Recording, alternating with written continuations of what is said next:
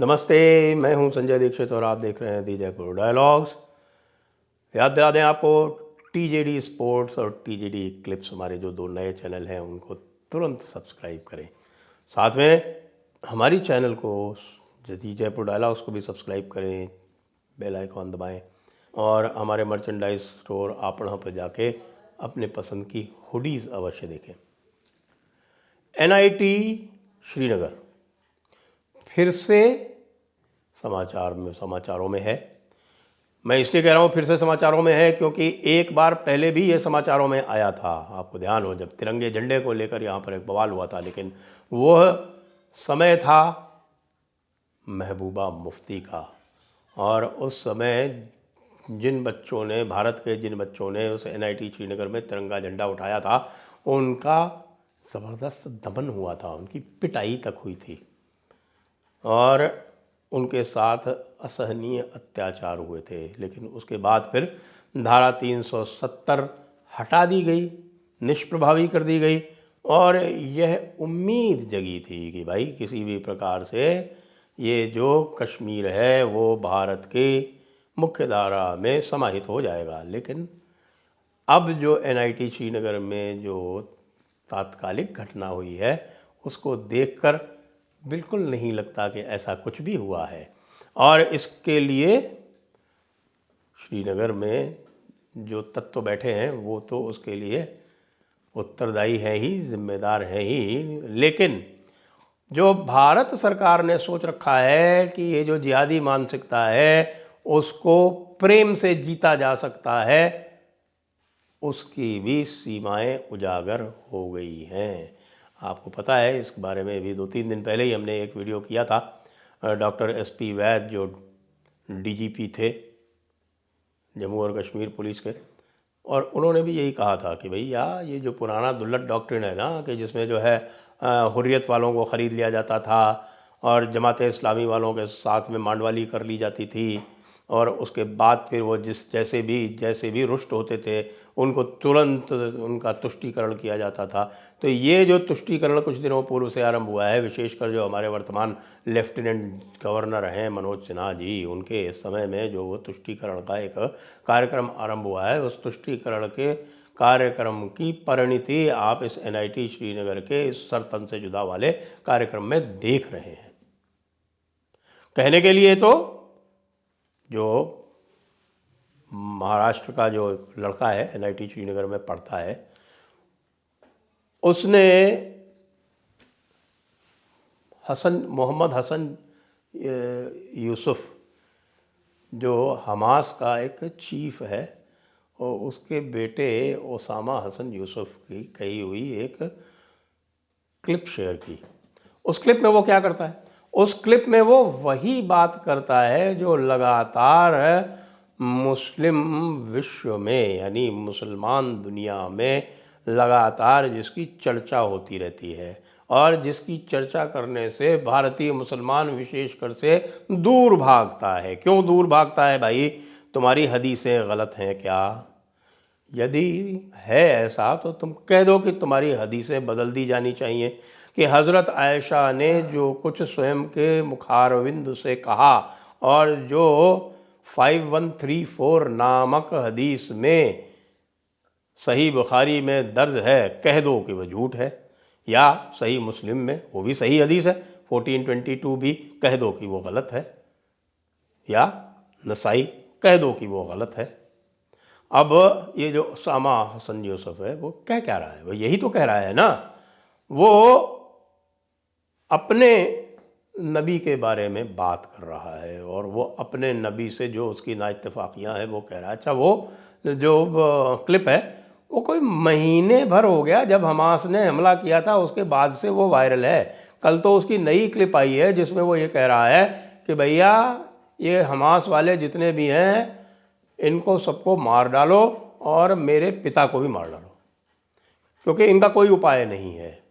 क्योंकि ये जिन किताबों से चलते हैं वो किताबें बदली नहीं जा सकती। वो किताबें यदि बदली नहीं जा सकती तो फिर ये जो विष बेल बोई जा रही है वो लगातार बोई जाती रहेगी और लगातार चलती रहेगी। और इसका जो परिणाम है वो हम देख रहे हैं एनआईटी श्रीनगर में। उस व्यक्ति ने वही क्लिप शेयर की जो सभी लोग शेयर कर रहे हैं। मेरे ख्याल से तो वो क्लिप चल रही होगी कम से कम नहीं तो दसों हज़ार या हो सकता है लाख से भी ऊपर उसकी शेयरिंग हो गई होगी और कहीं किसी भी प्रकार का एक तिनका भी नहीं हिला। और यहाँ पर भाई साहब जो है वो करते हैं कि आपकी सर तन से जुदा करेंगे। सबसे पहली बात तो ये जो सर तन से जुदा वाला जो नारा है ये एक आतंकी नारा है, इसको एक आतंकी नारा घोषित किया जाना चाहिए। ये आतंकवाद की पराकाष्ठा है। ये हम देखते हैं किस प्रकार से पाकिस्तान में होता है, किसी के साथ भी आपकी पर्सनल दुश्मनी हो और आप उस पर एक आरोप लगा दें सर तन से जुदा, और बस पूरा जो है वो मॉब वहाँ तैयार हो जाता है उसकी लिंचिंग करने के लिए। इसी प्रकार की घटनाएं हुई जो कन्हैया लाल तेली के साथ में हुई उदयपुर में, या उमेश कोले के साथ में हुई, 3-4 और लोगों के साथ में हुई जिनका कोई अपराध नहीं था। उन्होंने तो केवल नूपुर शर्मा का समर्थन भर किया था और नूपुर शर्मा को सिर्फ स्वयं पहरे में जीना पड़ता है। लेकिन वही इनकी स्वयं की एक जर्नलिस्ट है इरीना अकबर, उसने अभी कल इसी प्रकरण पे पूरा का पूरा ये कहा है कि भाई इस प्रकरण से किसी भी प्रकार मुसलमानों को शर्मिंदा होने की आवश्यकता नहीं है। उन्हें हज़रत आयशा की उम्र झूठी एक कहानी गढ़ के 18 साल बताने की आवश्यकता नहीं है, क्योंकि उस ज़माने में जो बात होती थी, उस ज़माने की जो नैतिकता थी वो उस ज़माने की नैतिकता थी। उस समय किसी को भी उसमें आपत्ति नहीं थी। हज़रत आयशा की परिवार को नहीं थी, उनको स्वयं को नहीं थी, और उनके कुनबे को नहीं थी, उनके ट्राइब को नहीं थी, किसी को नहीं थी। तो हम कौन होते हैं आपत्ति करने वाले। ये आयरीना अकबर, हाँ, बहुत दी प्रिंट में लिखा करती थी। थोड़ा बहुत ज़रा उनकी लानत मलामत हो गई तो आजकल थोड़ा सा अदृश्य हैं, तो वो लिख रही हैं। उनके लिखने पे किसी को आपत्ति नहीं है, और बल्कि जो उलमा हैं उनके आलिम उलमा वो तारीफ़ कर रहे हैं कि नहीं नहीं बहुत सही बात कही कि हम क्यों इसमें जो है वो अपॉलोजेटिक हों, हमें क्यों दूसरों के सामने इसमें शर्मिंदा होने की आवश्यकता है। तो भाई ये NIT श्रीनगर में सर तन से जुदा के नारे क्यों लग रहे हैं। और इससे भी आश्चर्य की बात, जो LG एडमिनिस्ट्रेशन का जो रुख है वो बड़ा ही अजीब है। DGP आते हैं और कहते हैं कि साहब कि हम इस प्रकार के सारे जितने भी हैं, कोई भी अगर फॉरवर्ड करेगा और कोई भी उसको शेयर करेगा तो हम उसको भी CRPC में, हाँ जी, CRPC में अमेंडमेंट करके हम इस प्रकार का कानून ले आएंगे।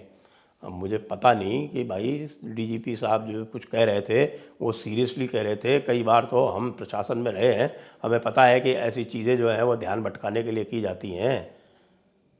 तो इस कारण की गई थी या नहीं की गई थी, वरना बहुत ही अजीब सी बात हमें सुनने लगी, पता चला कि एक DGP साहब जो हैं वो CRPC में अमेंडमेंट करवा सकते हैं। भाई जम्मू और कश्मीर इस समय यूनियन टेरिटरी है, वहाँ कोई भी कानून बनेगा तो वो पार्लियामेंट से बनेगा, और पार्लियामेंट से बनेगा मतलब मिनिस्ट्री ऑफ होम अफेयर्स उसको बनाएगी। तो ये कौन सी उन्होंने विचित्र सी बात कह दी। हालांकि अब देखने में आ रहा है कि अब वो ये भी कह रहे हैं कि जिन लोगों ने ये सर तन से जुदा के नारे लगा के और जिन लोगों ने ये पूरा माहौल बनाया उसके पीछे और कुछ नहीं था, ये महाराष्ट्री लड़का था, नाम मैं नहीं ले रहा हूँ, यद्यपि नाम सोशल मीडिया पर उसका उजागर हो चुका है। उसने एक कश्मीरी बाला से प्रेम किया था और उसकी फ़ोटो जो थी वो जाहिर की थी। तो हमारे जो कश्मीर के जो नस्लवादी शेख हैं, शेख और सैयद, उनको ये कतई गवारा नहीं हुआ कि कोई भारत का दूसरे प्रदेश का लड़का किसी कश्मीरी लड़की के साथ में प्रेम करे। वैसे ये बहुत बड़ी बड़ी बातें कहेंगे। जी हाँ, आप सारी गंगा जमुनी तहज़ीब जो है आप इन्हीं के मुंह से सुनेंगे, लेकिन वो गंगा जमुनी तहज़ीब जो है वो पूरी एक तरफा होती है। अगर कोई कश्मीरी लड़का दूसरे प्रदेश की लड़की से शादी कर ले तो वाह वाह गंगा जमुनी तहज़ीब, लेकिन अगर दूसरे प्रदेश का लड़का किसी कश्मीरी लड़की से प्रेम कर ले और उसके फ़ोटो साझा कर ले तो भाई सर तन से जुदा, सर तन से जुदा ये होने लगता है। ये है हमारी गंगा जमुनी तहज़ीब की असलियत। लेकिन अभी कुछ दिनों पहले मुझे पता चला कि कुछ लोगों ने ऑस्ट्रेलिया की जीत पर भारत को गालियां दी, जश्न मनाया, उनके ऊपर UAPA लगा दिया गया। मुझे बड़ा एक सुखद अनुभव हुआ कि हाँ बिल्कुल जो देश के दुश्मन हैं और जिनके मन में देश के प्रति घृणा भरी हुई है उनके प्रति तो यूएपीए लगना ही चाहिए। लेकिन ये जो सर तन से जुदा वाले हैं, जो कोई भी छोटा मोटा एक लेके जमाते इस्लामी वाली जो तहरीकें हैं वो फिर से एक्टिव हो रही हैं, और इसीलिए एक्टिव हो रही हैं क्योंकि एलजी साहब जो हैं उनसे फुटबॉल खेल रहे हैं कई दिनों से, हमें पता है। जमाते इस्लामी कश्मीर प्रतिबंधित है, लेकिन उसके द्वारा चलाए गए किसी भी मदरसे को बंद नहीं किया गया, उनकी द्वारा चलाई जा रही किसी भी मस्जिद के ऊपर किसी भी प्रकार की निगरानी नहीं बैठाई गई। तो ये किस प्रकार का प्रतिबंध है? एलजी साहब, ये जिहाद के साथ फुटबॉल खेलना बंद करो, जिहादियों के साथ, ये बहुत ख़तरनाक हो जाती है। जय हिंद, जय भारत, वंदे मातरम।